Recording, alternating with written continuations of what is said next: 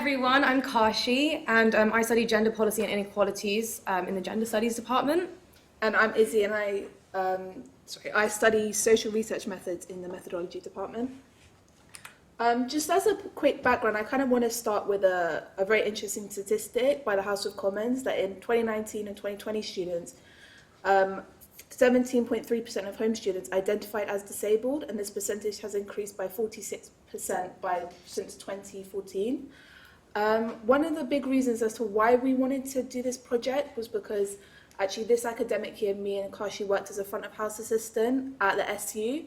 And one of the big things that we kind of saw from a lot of students coming in with queries was asking about accessibility and inclusion in terms of sports and societies. So we thought it was kind of something that hadn't really been researched before, particularly in change makers. So we've realized that a lot of people kind of focus on more of the academic side of disabled students' experience, and kind of there's been a lack on the social aspect.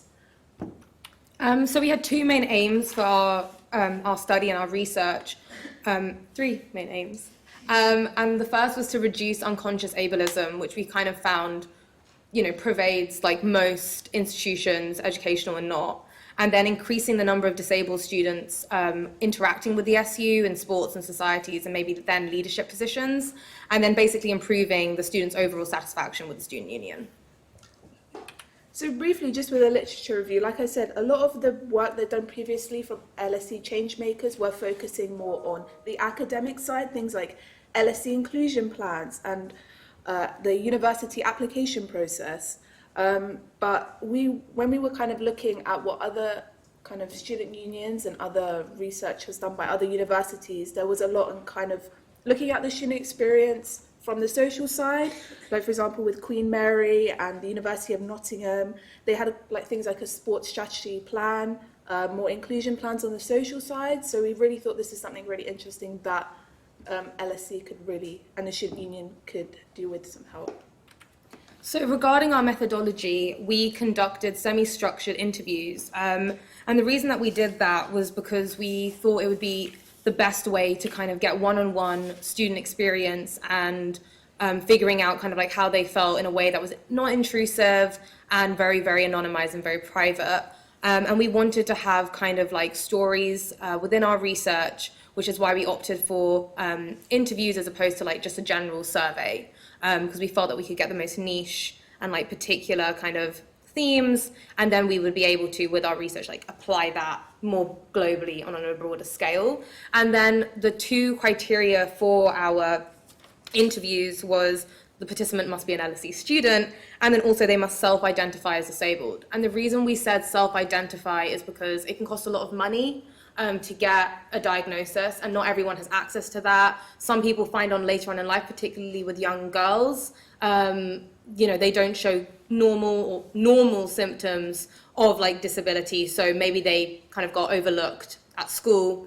And then also because some people may be diagnosed with a disability, but they don't identify as being disabled socially, they only identify as being disabled academically, etc. So that's why we thought self-identifying was a very important umbrella category in terms of our interviewees.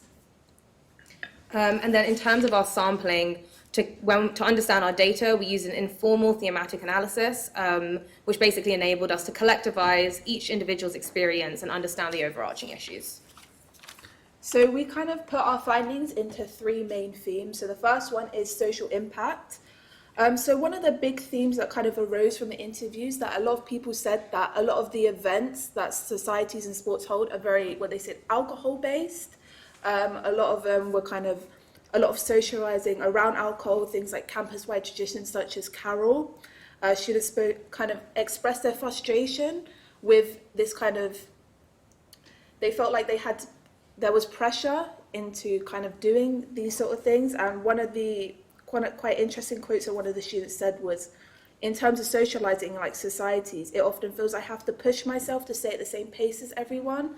So everyone kind of felt like those kind of comments of things such as like masking or feeling they had to kind of portray themselves in a certain way, especially with kind of alcohol themed events. And another kind of reoccurring theme was there was a lot of discussion in regards to like COVID events. So there was kind of a split in terms of how people thought towards these events that were online. So some people said they really enjoyed that the event was online, so it wasn't kind of what they said as a sensory overload. They felt like they were able to participate when they wanted, and it was a bit more of like a less kind of intense experience and what they kind of preferred. But a lot of people kind of commented that it was a bit isolating, and they kind of felt that they weren't able to kind of immerse themselves into kind of the social experience of university, and particularly in sports and societies. And a quite interesting comment that someone made was they described LSE as a kind of hyper neurotypical environment, and they felt that a lot of the events, like I said, were kind of based around people being able-bodied, but also very kind of sensory overload. Second one is about accessibility and inclusion. So a lot of the things that people were talking about in terms of accessibility was particularly around sports.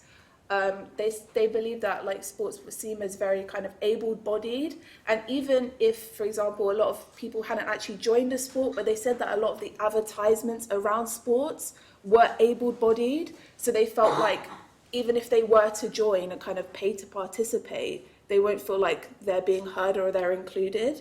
And kind of related to that, they felt like sports in LSE was seen as very competitive. There wasn't very much this idea of doing it for recreationally or to meet new people or to build a skill. It was more so this strong commitment from the beginning. And that kind of prohibited a lot of people from kind of looking at the idea of participating in these sports. So we thought that that kind of led on to some of our recommendations about this idea that everything seems very competitive and CV based in terms of sports and societies.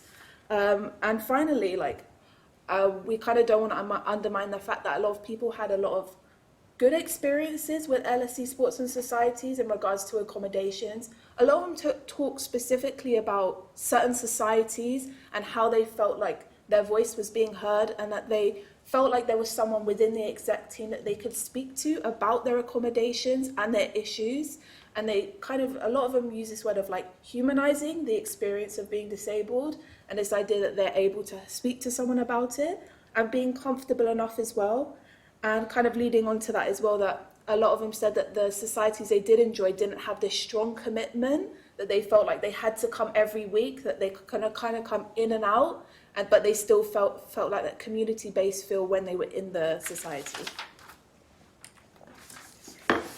So we split our recommendations kind of into 3 broad categories: sports, societies, and things both of them can do. So in terms of sports, we kind of felt that, as Izzy mentioned in our findings, more recreational sports would be efficient, partly because a lot of people who identify as disabled especially feel kind of very overwhelmed with the amount of things that university life requires them to do, and they can't always commit to 3 practice sessions a week, 2 practice sessions a week. So just having that flexibility to be able to just go have a good social and physical outlet would be very beneficial. We thought it would also be beneficial to provide the whole group, the whole team, with training to become more accessible and inclusive, and then in our both section we go on to how that can be done. And then implement social events that are not centered around alcohol, just because I think we found that a lot of students, I want to speed up, a lot of students who do identify, again, as disabled, alcohol can often trigger a sensory overload. It can cause them to, feel out of their depth, and having environments where they don't have to be drinking would be great for them. In terms of societies, as Izzy said, with COVID-19, a lot of people really did benefit from online clubs and societies, so we thought that they should even though there's a movement to in-person events, keep some online activities just to keep that accessible so people can log on or maybe go back to recordings in the future.